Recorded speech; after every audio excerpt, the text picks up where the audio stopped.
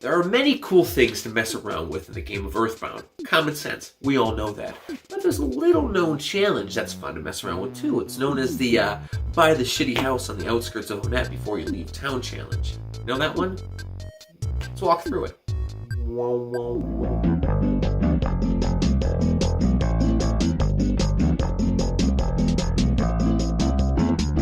For those that don't know what's going on with this challenge, here's the rundown.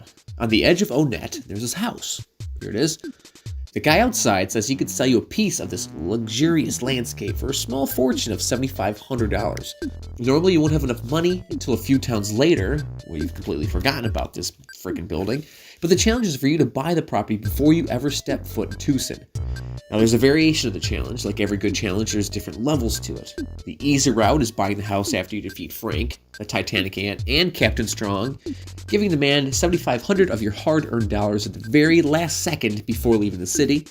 The medium route is buying the house after Frank and the Titanic Ant, but before you fight the police force.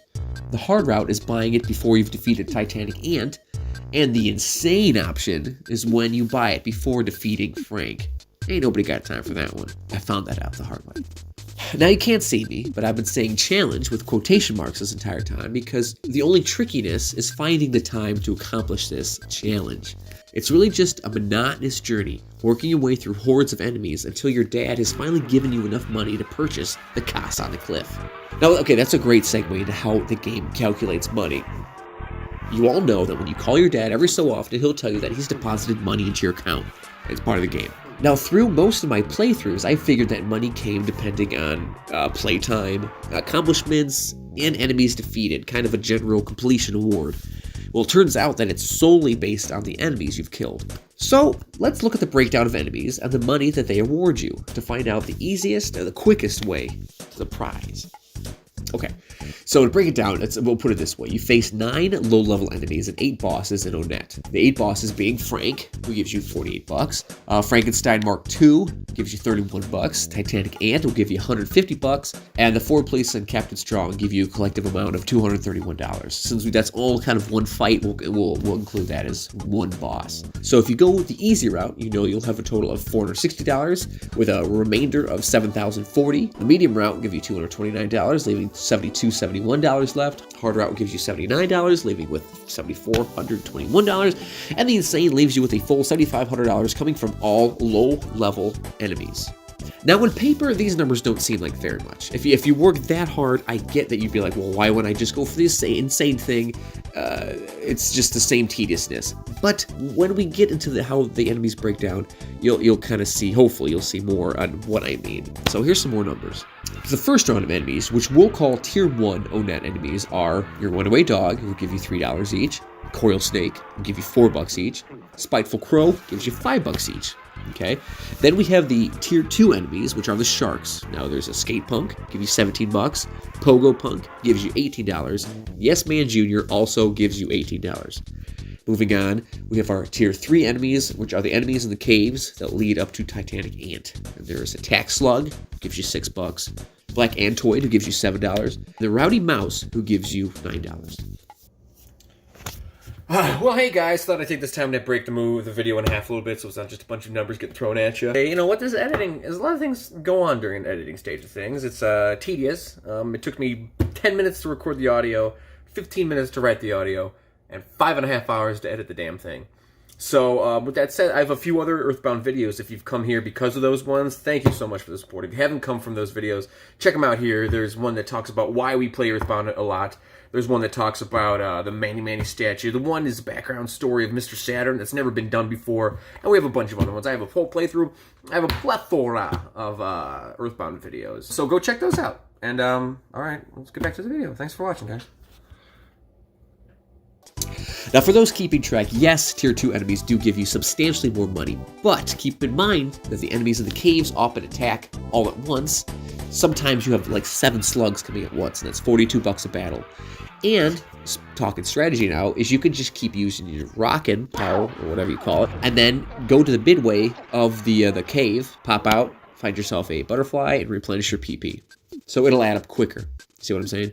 Black Antoids also ask for backup, which is helpful too. And at that stage of the game, you've leveled up a little bit, so it's not that big of a deal about taking on multiple enemies. And on top of that, the tier 2 sharks seem superly overpowered when you reach them. You guys ever realize that? Like, you have to do a lot of grinding at that.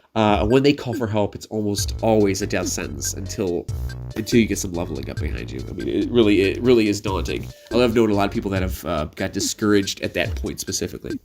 Okay, enough of droning on about stats. Let's talk about strategy. So here's the best strategy for you to take. For one, if you have the chance, use an emulator. For most of them, it lets you speed up the progress by increasing the game speed, and that will come in significant handy, trust me. Start by fighting tier 1 enemies until you've reached level 4 or 5, then fight the sharks forever.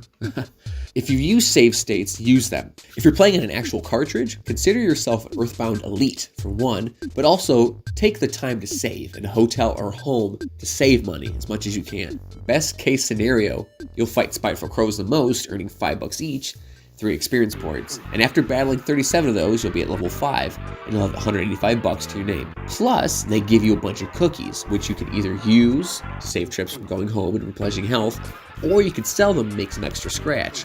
They're $3 each when you sell them, and if they drop cookies every time, since their odds are pretty high, I mean, the book says it's 128 out of 128, they'll drop it. Sometimes it skews there, but you'll be able to sell them, make another $111 in profit, getting your grand total to $316, which includes $20 you get from Starman Jr., who I forgot earlier, so.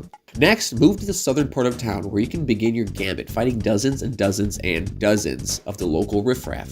Since you really can't see which sharks you're going to battle, let's hope you see a lot of pogo punks, because you have the best chance of dropping an item, in this case hamburger, which you could sell for $7 a piece. If you get mostly pogo punks or yes man juniors, those guys give you the most money of the 3, then you'll need to defeat, wait for it, 400 of them to get to your $7,500 goal. If half of them turn out to be pogo punks and then give you hamburgers, then you can sell those 200 or so for $7 each, give you $1,400 total. But it's so unpredictable, it's so hard to even factor that in. So maybe you'll get lucky, maybe you won't.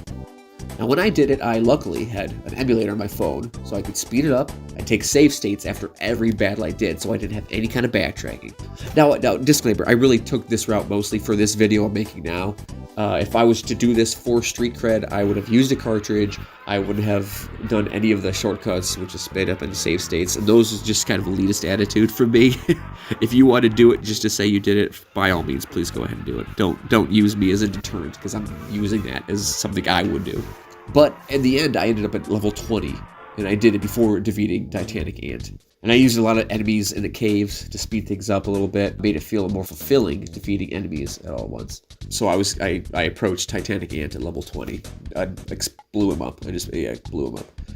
Alright, full disclosure, I hated doing this challenge because it took so damn long, and the payoff was 0. There was no extra NPC dialogue. There was nothing. You could buy the house in the very end of the game, the very beginning of the game. It's just a fun challenge to say that you did it. So, whoop-de-doo.